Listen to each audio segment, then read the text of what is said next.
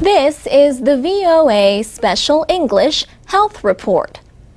Two recent studies have found that punishment is not the best way to influence behavior. One showed that adults are much more cooperative if they work in a system based on rewards. Researchers at Harvard University in the United States and the Stockholm School of Economics in Sweden did the study. They had about 200 college students play a version of the game known as the prisoner's dilemma. The game is based on the tension between the interests of an individual and a group. The students played in groups of 4.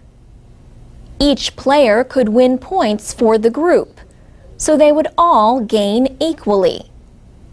But each player could also reward or punish each of the other 3 players at a cost to the punisher.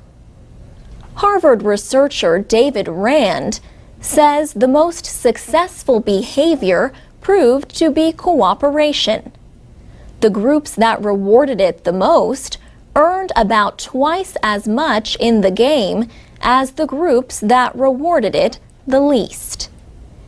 And the more a group punished itself, the lower its earnings.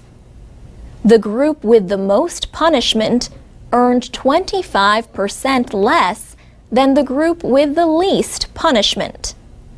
The study appeared in September in the journal Science. The other study involved children.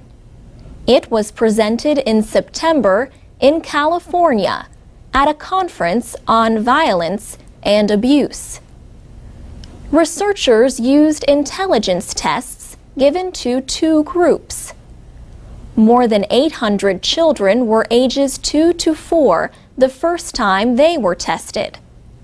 More than 700 children were ages 5 to 9. The 2 groups were retested 4 years later, and the study compared the results with the first test. Both groups contained children whose parents used physical punishment and children whose parents did not. The study says the IQs, or intelligence quotients, of the younger children who were not spanked were 5 points higher than those who were.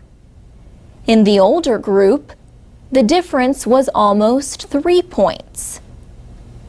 Murray Strauss from the University of New Hampshire worked with Mali Pascal from the Pacific Institute for Research and Evaluation.